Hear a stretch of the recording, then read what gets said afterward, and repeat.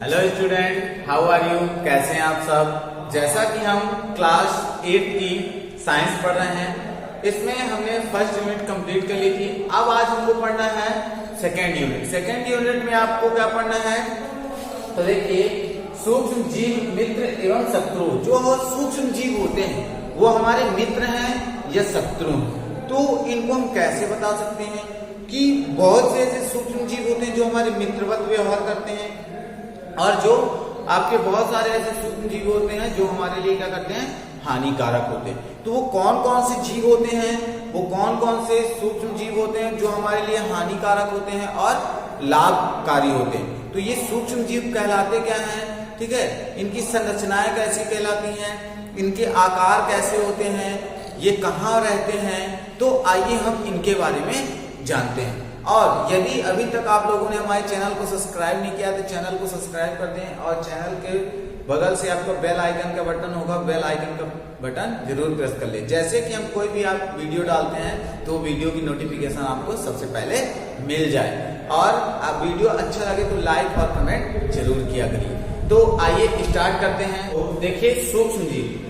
तो सूक्ष्म जीव के हम बारे में जानते हैं। जैसे हमने आपने आसपास के चारों ओर एटमॉस्फेयर में देखा होगा, या अपने बरसात के दिनों में देखा होगा कि जब हम कोई आपके गीले कपड़े क्या डाल देते हैं, सूखने के लिए डालते हैं और वो सूखते नहीं, तो उनमें क्या होती है, व्हाइट कलर की छोटी छोटी फफूंदे निकल आती, जैसा कि आप चित्र में देख सकते हैं, है ना। तो आपने देखा होगा, तो ये क्या होते हैं, बहुत सूक्ष्म जीव होते हैं जिन्हें हम ऐसे जीव जिन्हें हम सामान्य आंखों से नहीं देख सकते। आपने बहुत सारे जीवों देखा होगा जो हमारे आसपास, कुत्ता, बिल्ली, गाय, भेड़, बकरी, ये सब जीव तो हैं, लेकिन सूक्ष्म जीव क्या होते हैं, इतने छोटे होते हैं कि इसे हम सामान्य आंखों से नहीं देख सकते, है ना।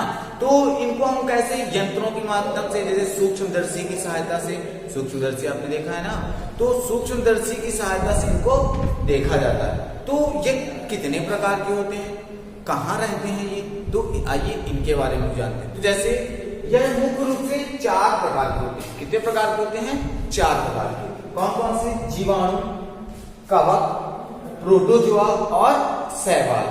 अब ये क्या होते हैं सर? तो अब इनके बारे में भी जानते हैं। तो अब इनको हमने देखा नहीं है, सामान्य आंखों से देख नहीं सकते, तो कहाँ देखेंगे सर? तो क्या बताओगे, कहाँ देखोगे? तो चलो हम इनको चित्रों के माध्यम से आपको दिखाने का प्रयास करते हैं और समझाने का भी प्रयास करते हैं कि आपके जो जीवाणु होते हैं वो कैसे होते हैं, उनकी आकृति कैसी होती है, कवक कैसे होते हैं, कहाँ पाए जाते हैं। आपने गुंडा अर्थात अचार देखा ना, अचार में गुंडा लग जाता है जिसे बोलते हैं, सफेद सफेद, वो कवक ही लग जाते हैं। ठीक है, प्रोटोजोआ कहाँ देखेंगे सर? तो आइए हम चित्रों के माध्यम से इनको देखने का और समझने का प्रयास करते हैं और जानते हैं कि यह अधिकतर कहाँ पर निवास करते हैं। तो यह क्या कहलाते हैं? आपके जीवाणु कहलाते हैं, जो सभी स्थानों पर पाए जाते हैं। ये गोलाकार, छड़ाकार, धागे के आकार के या बहुत समूह में पाए जाते हैं। अब जैसे हम देखते हैं प्रोटोजोआ। प्रोटोजोआ ये क्या कहलाते हैं? एक कोश की, बहुकोश की जीव कहलाते हैं। इनसे बहुत सारी डिसीजेस भी फैलती हैं। जैसे आपने मलेरिया देखा होगा, प्लाज्मोडियम, वह क्या करता है, हमारे शरीर में बुखार आती है अर्थात मलेरिया हो जाता है। और ये आपकी क्या कहलाती हैं? एल्गियाँ, काई, जिन्हें हम आपने नदी तालाबों के किनारे देखा होगा। पेड़ पौधे, जैसे बरसात के दिनों में पेड़ पौधों में बहुत अधिक मात्रा में ग्रीन कलर की लग जाती, तो ये आपकी काई मर्केंसिया कहलाती है। ये आपका यूगला कहलाता है, और यह आपका स्पायरोकायरा कहलाता है, जो नदी तालाबों के किनारे बहुत अधिक मात्रा में उगते हैं।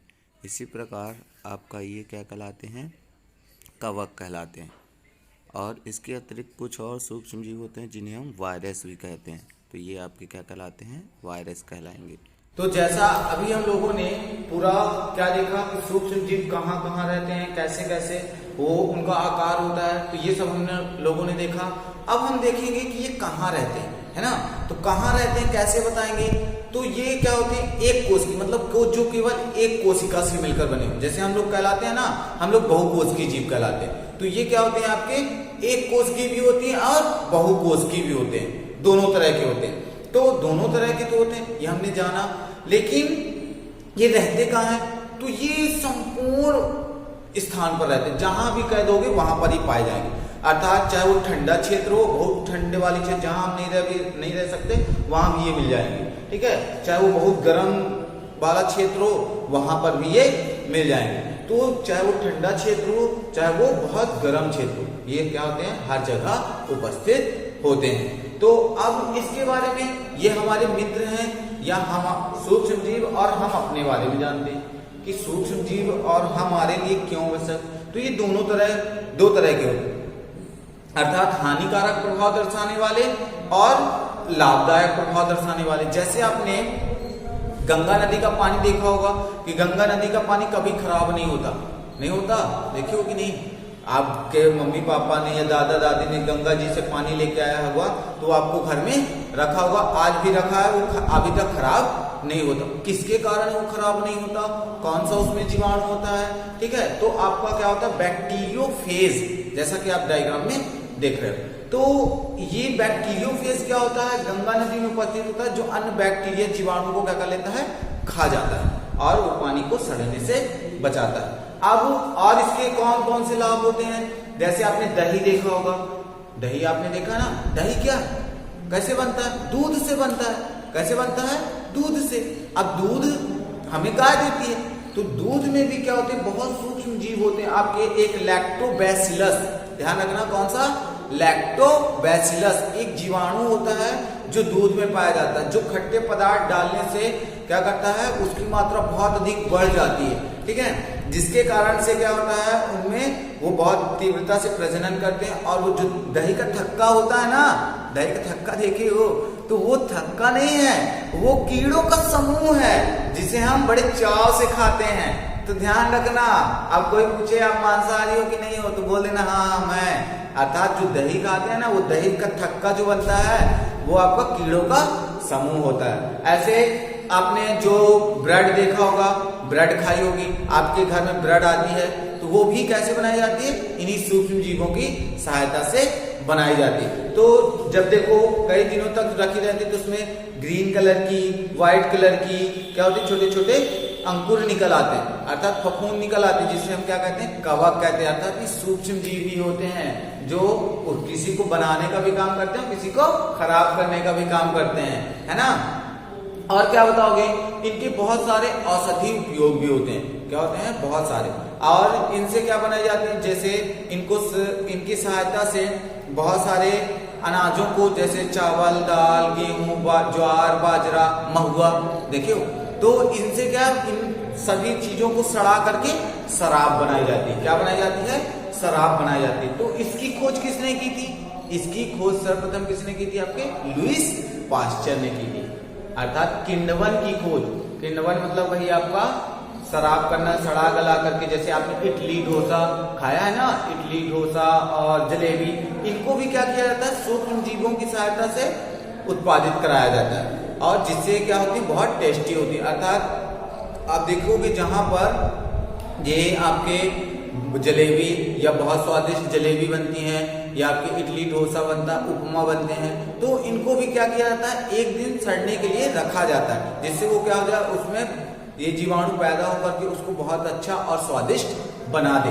तो जिसके कारण से वो, इसीलिए हम जब खाते हैं तो हमको बहुत स्वादिष्ट और अच्छा लगता है, ठीक। और भी उपयोग होता है, जैसे आपने पढ़ा होगा, टीके, वैक्सीन जो लगती हैं, वो भी किसी के द्वारा लगाए जाते हैं, आपके कवकों से अवशोषित करके बनाया जाता है। तो ध्यान रखना, जो चेचक के दाग होते हैं, जैसे छोटी माता बड़ी माता हो जाती है ना जिनको, तो उनके चेचक के दाग पड़ जाते हैं फेस पे। तो एक साइंटिस्ट थे एडवर्ड जेनर, इन्होंने चेचक के टीके बनाए थे, एंटीबायोटिक बनाए थे। एंटीबायोटिक क्या कहलाते हैं सर? तो क्या बताएंगे, एंटीबायोटिक ऐसे पदार्थ जो मनुष्य या किसी भी जीव के शरीर में प्रवेश कराकर उनके शरीर में क्या की जाती है, रोग प्रतिरोधक क्षमता, अर्थात हमें स्ट्रॉन्ग रोग प्रतिरोधक, रोगों से लड़ने की क्षमता हमारे अंदर डेवलप करते हैं, वो क्या कहलाते हैं, आपके एंटीबायोटिक कहलाते हैं। तो आपको इतना